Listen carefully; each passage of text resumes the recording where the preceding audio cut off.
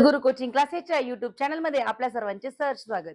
आजच्या व्हिडिओचा विषय आहे finding square root of non perfect square number, म्हणजे पूर्ण वर्ग संख्या नसलेल्या संख्येचे वर्गमूळ काढणे. आता एखाद्या संख्येचं वर्गमूळ माहिती आहे, 625 25चा वर्ग आहे हे आपण काढू शकतो. पण समजा 625च्या ऐवजी वेगळं काही आलं किंवा इरॅशनल नंबर आले, √5 काढा, √7 काढा, √8 काढा, तर या संख्येचं वर्गमूळ आपल्याला सहजासहजी कोणत्या पद्धतीने काढता येत नाही. याच्यामध्ये आपण अवयव पद्धतीने काढू शकतो, फॅक्टरायझेशन मेथडनी, किंवा अजून वैदिक मॅथ मध्ये 1-2 पद्धती पण आहे, त्याच्यानुसार आपण याचं वर्गमूळ काढू शकतो. परंतु जर अपरिमेय संख्या आल्या, अपरिमेय संख्या म्हणजे काय, ज्या संख्येला वर्गमूळ काढताना किंवा भागाकार करताना ते एंडलेस असतात, नेव्हर एंडिंग, रिकरिंग असतात. त्याचं पुन्हा पुन्हा काय म्हणतो आपण त्याला, की प्रत्येक वेळेस येताना त्याचं उत्तर जे आहे ते वेगवेगळं येतं. तर या अपरिमेय संख्या ज्या आहेत पी अपॉन क्यू फॉर्म वाल्या, तर याचं वर्गमूळ कसं काढायचं हे आपण या व्हिडिओमध्ये बघणार आहोत. आता बघा, वर्गमुळात 5चा आपण काढूयात वर्गमूळ. वर्गमुळात 5चं वर्गमूळ काढण्यासाठी ही जी मेथड आहे ती आपण इयत्ता 7वी मध्ये शिकलेलो आहे. त्याच्यामध्ये काय करायचंय, आपल्याला 5 लिहायचे वर्गमूळ काढायचे म्हणून. मग नंतर 5 नंतर पॉईंट देऊन शून्याच्या 3 जोड्या घ्यायच्या. किती जोड्या घ्यायच्या? कमीत कमी 3 जोड्या घ्यायच्या. जास्तीत जास्त तुम्ही कितीही घेऊ शकता. 3 जोड्या का? कारण आपण कोणत्याही संख्येचं उत्तर लिहिताना पॉईंट नंतर कमीत कमी 2 संख्या लिहितो. मग तुम्ही म्हणता मॅडम 3 का घेतल्या? तर तिसऱ्या संख्येवर डिपेंड असतं की त्या अलीकडच्या पॉईंट मध्ये वाढ होणार आहे की नाही होणार आहे. म्हणजे कसं, सपोज उत्तर आलं 3.235 आलं, 3.235 आलं, तर ह्या नंबर जर 5 किंवा 5 पेक्षा जास्त असेल तर आपण अलीकडचा नंबर 1 नि वाढवतो. म्हणजे 2 अंकामध्ये लिहिताना 3.24, म्हणजे आपण याला अराउंड, नियर अराउंड म्हणतो. सरासरी करताना नंबर अप्रॉक्सिमेटली आपण हा 3.24 असा लिहितो. मग त्यामुळे हा नंबर इसेन्शियल असतो. हा नंबर जर 1 असता तर आपण काही बदल केला नसता, आपण ऍज इट इज इथं 23 ठेवलं असतं. पण हा नंबर जर 5 किंवा 5 पेक्षा कोणती मोठी संख्या, 6, 7, 8, 9, तर या प्रत्येक संख्येमध्ये काय होणार आहे, तुम्हाला वर्गमूळ त्याचं म्हणजे संख्या लिहिताना बदलायला लागणार आहे. ओके. आता सगळ्यात पहिले काय करायचं, आपल्याला 5 पॉईंट आणि 3 घेतले, म्हणजे इथून पुढे जी संख्येचं उत्तर येणार आहे ते पॉईंट मध्ये येणार आहे.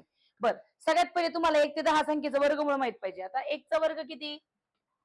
1 चा वर्ग 1, 1 square 1, 2 square 4, 3 square 9, 4 square 16, 5 square 25, 6 square 36, 7 square 49, 8 square 64, 9 square 81 आणि 10 स्क्वेअर 100. ओके.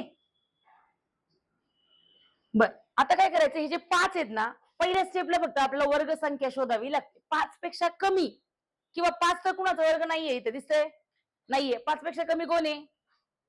4. 4चं वर्गमूळ किती? 2. म्हणजे पहिलं आपल्याला उत्तर मिळालं 2 पॉईंट. आता 2चा वर्ग किती? 4.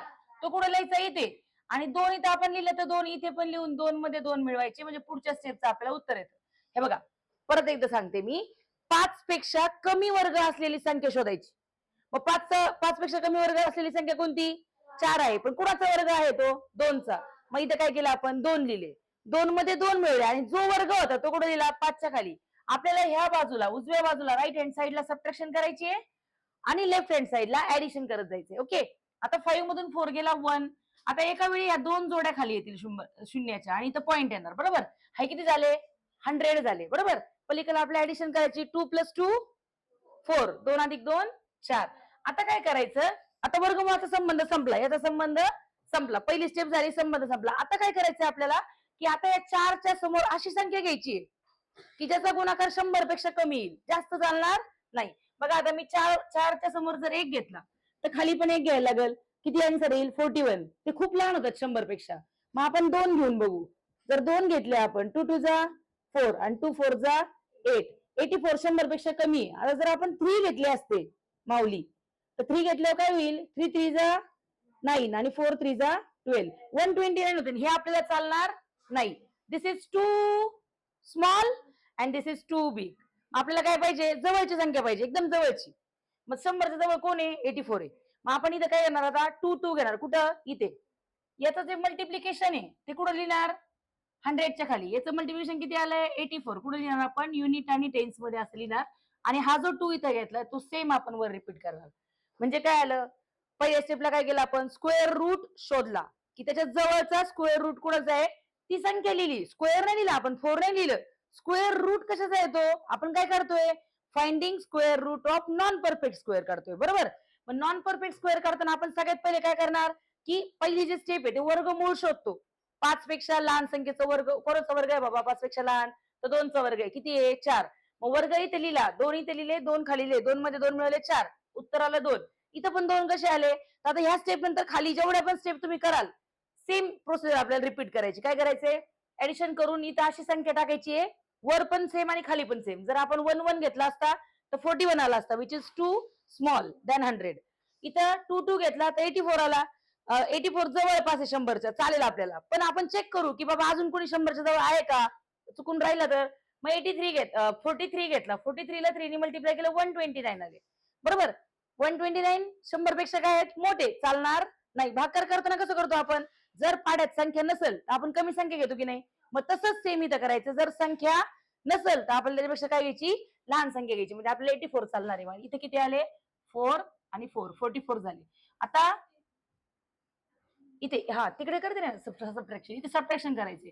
0 मधून 4 जाणार नाही, इथं 0 झाले, इथं 9 झाले, कारण याला 10 द्यायचे ना, हे 1 द्यायचंय. इथून कॅरी केला आपण. 10 - 4 6, 9 - 1 9 - 8 1 आलं. आता काय करणार, एका वेळी एक एक शून्य नाही येणार, एका वेळी शून्याची अख्खी जोडी येणार आहे, बरोबर. समजते. बर, आता आले 1600, इकडे आले 44. बर, तुम्हाला 44चा पाडा येत नाही पण 4चा पाडा येतो ना. 4च्या पाड्यात किती नंबरला आहे, 16 4 नंबरला आहे. बर, 4च्या पाड्यात 16 4 नंबरला आहे. मग आपण 4 घेऊन बघू काय, पण हा काय होणार आहे माहितीये, मोठा होणार आहे. नुसतं 400 आहेत का ते 1600 नाहीये, हे 444 मी घेऊन दाखवते मुद्दामून. आपल्याला काय करायचंय आता की या 44च्या समोर असा नंबर घ्यायचा ना जो 1600च्या आसपास असेल. आता आपल्याला माहितीये 4च्या पाड्यात 16 4 नंबरला आहे. मी 4 मुद्दामून घेतले, हे लागणार नाहीयेत आपल्याला, कारण की ही संख्या याच्यापेक्षा मोठी येणार आहे. बघा 4 4 जा 16, 4 4 जा 16 प्लस 1 17, 4 4 जा 16 प्लस 1 बघा 1776 आले, 1776 आले, विच इज ग्रेटर दॅन 1600. हे आपल्याला चालणार नाही. म्हणजे काय घ्यायला लागेल, इथं 3 घ्यायला लागेल. काय घ्यायला लागेल 3. मग वर 3 घेतला, खाली 3 घ्यायचा आणि याचं जे मल्टिप्लिकेशन येते कुठं लिहायचं, शेजारी.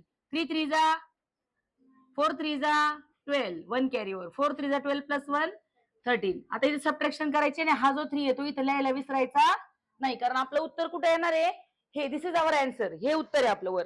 त्यामुळे इथं जे जे घेताल ते वरती पण टाकायचं, विसरायचं नाही. ओके, आता सबट्रॅक्शन करू. 0 मधून 9 जाणार नाही, या 0 कडे काही नाही, शेजारी गेलो तर याच्याकडे जाऊन 5 घेतले, याच्याकडे 10 आले, पण एक याला द्यायचं, म्हणजे 9 शिल्लक राहिले, इथं 10. सबट्रॅक्शन बऱ्याच जणांना येत नाही, बरं दुःख आहे खूप. असले सबट्रॅक्शन तर बिलकुल चुकवतातच, काही ना काय करतात. काय करतात ना, 0तून 9 घालून 9च ठेवतात खाली, किंवा उलट करतात. काल मी बघितलं उलट करतात, 3 मधून 6, 6 मधून 3 नाही गेले तर 3 उलट काहीतरी करून ठेवतात. 10 - 9 1, 9 - 2 7, 5 - 3 2 आणि 1 - 1 0. आता ही लास्ट वालीची जोडी ना झिरोची, हे आली. आता किती झाले बघा, इथं नंबर वाचा हा 27 काय 1100 आला. किती आला 27100 उत्तर आलं, बरोबर. आता काय करायचं, याची बेरीज करून घ्यायची 6 4 6. आता परत 4चाच पाडा आला. तुम्ही म्हणता मॅडम तुम्ही तिकडचं काय घेताय, आपलं काय करायचं, हे 4च्या पाड्यात ना 27च्या आसपासची संख्या शोधायची. काय 27, 4च्या पाड्यात 27च्या आसपास 26 आहे.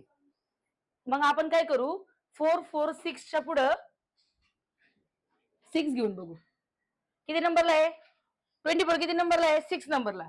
घेऊन बघू, बहुतेक 6 तर येईल का नाही येईल माहित नाही, याच्यापेक्षा लहान संख्या आली पाहिजे. 6 6 जा 36, 6 6 जा 36 प्लस 3 39, 6 4 जा 24, 24 प्लस 3 27, 2 कॅरी वर, 6 4 जा 24, 24 plus 2 26. Yes, we got the number. आपल्याला नंबर मिळाला. आता इथे एक एक आपण केलं का, 1 2 3 4 5 ठेवून ठेवायला पण वेळ लागला असता. मग अशा वेळी काय वापरायचं, लॉजिक वापरायचं.